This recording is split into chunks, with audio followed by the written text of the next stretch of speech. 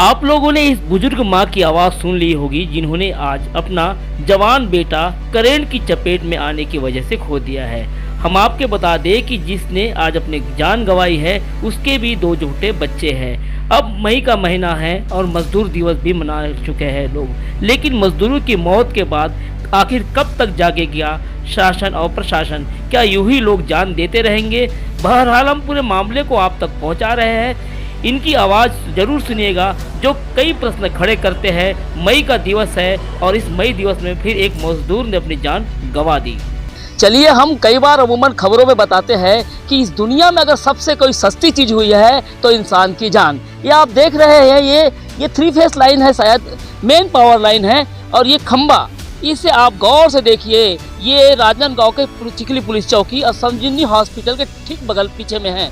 यहाँ पर जागेश्वर साहू, जिसकी उम्र 36 साल है, ये चिखली प्रेस जो है ना उसके बगल में गवर्नमेंट प्रेस के आसपास रहते हैं। स्लम एरिया का रहने वाला है। लगातार 200-300 रुपये में यहाँ रोजी करता है, ऐसा बताया जा रहा है। आज जब यहाँ काम कर रहे थे तो आप एक खंबा देखिए और वहाँ उस पर जो दूरी है उस तार की, उसको देखिए।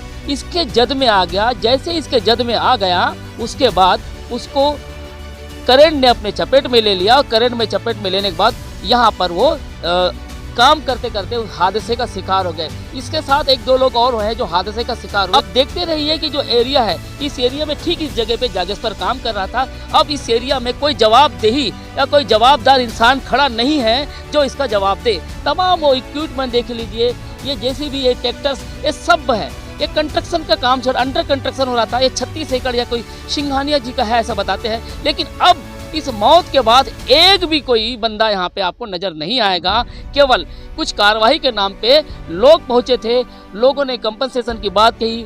पुलिस में भी यहाँ पर अब शिकायत या उसकी कार्रवाई चालू हो गई है। मामला ये ऐसा है कि अपने भाई जो गोलू साहू जी थे, उनका आज हो गया मृत्यु। काम करने गए थे यहाँ पर संजीवनी के पीछे में, वहाँ फैक्ट्री मतलब कुछ बन रहा होगा, तो वहाँ पर 36 एकड़ बोलते हैं उसको। तो वहाँ पर वो पाइप लगा रहे थे। अच्छा। उस पाइप में रॉड लगा हुआ था, छोटा छोटा। अच्छा। मतलब लोहे की पाइप लगा रहे थे, साथ में उसमें छोटा छोटा वायर लगा हुआ था, तार, सॉरी रॉड। तो ऊपर जो हाई टेंशन तार रहता है उसमें वो जो रॉड था वो चिपक गया। तो उनसे वो ऐसा पकड़ने की वजह से उनको आ गया करंट, उसके जद में आ गया करंट। तो वो ऑन द स्पॉट तो हुए नहीं, यहाँ पर हॉस्पिटल लाते लाते यहाँ 2 या 4 मिनट कुछ रहे बोलते हैं। रास्ते में अगर हॉस्पिटल में आते होते हो गया। तो अपने से ज्यादा कुछ अपील तो है नहीं। जहाँ पर काम में गए थे वहाँ बीमा उमा तो होता नहीं इन लोगों का। 350-300 रुपये रोजी रहती इन लोगों की, है ना। तो उस बेस में हम लोग जो उनका मालिक है वहाँ का, जो काम करने वाला जिसके यहाँ गए थे, वो उनसे अपील यही रहेगी कि उनका जो बच्चे हैं, एक 5 साल की गुड़िया और 10 साल का लड़का, तो उनके अब कोई नहीं है आगे पीछे।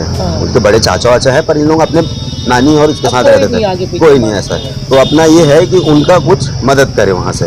कंपनसेशन चाह रहे हैं, मुआवजा चाहिए। कि अभी संजीवनी हॉस्पिटल से मेमो प्राप्त हुआ है कि एक व्यक्ति जागेश्वर साहू पिता चिंताराम साहू, उम्र 36 वर्ष, जिसकी करंट लगने से मृत्यु हुई है। इस संबंध में मेमो प्राप्त हुआ है। मर्ग जांच पे रवाना हो रहे हैं, फिर वहाँ से जानकारी पता करें।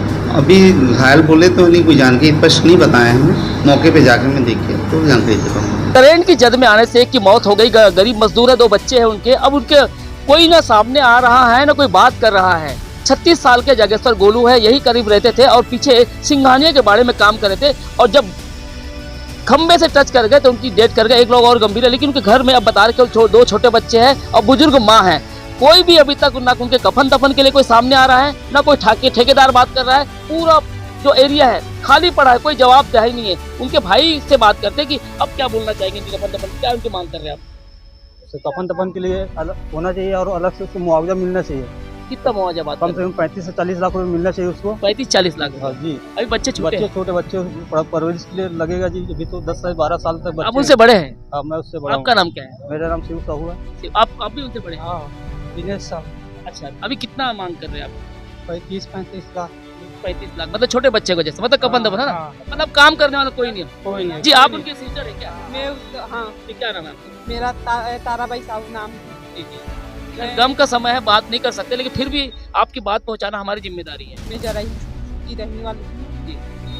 मेरा छोटा छोटा भतीजा है, उसके लिए कुछ देना है। मतलब मुआवजा मांग रहे हैं आप। हाँ तो ठीक है, लड़खड़ाती जुबान में गम का माहौल है, पूरे गांव वाले हैं और पूरे ही मोहल्ले वाले हैं, क्योंकि जिसकी मौत हुई थी वो मृदुभाषी था और बहुत हंसमुख चेहरे का और लोगों से अच्छे व्यवहार में था। तो लोग सकते में है कि अचानक कैसे हो गया।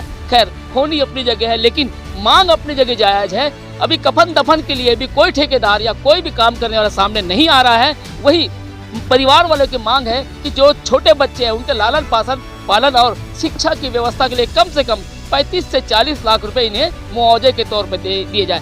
बहरहाल हम आपको ठीक उसी जगह से जहाँ पे स्पॉट है डेट कर गए हैं, वही ग्राउंड रिपोर्ट के थोड़ा बगल से हम बात कर रहे हैं। हम ये भी बताना चाह रहे हैं कि ऐसी कई मौतें होती है, लेकिन इसका नतीजा शिफर कर जाता है। घर वाले केवल आवाज देते रहते हैं, लेकिन कोई सुनवाई नहीं होती।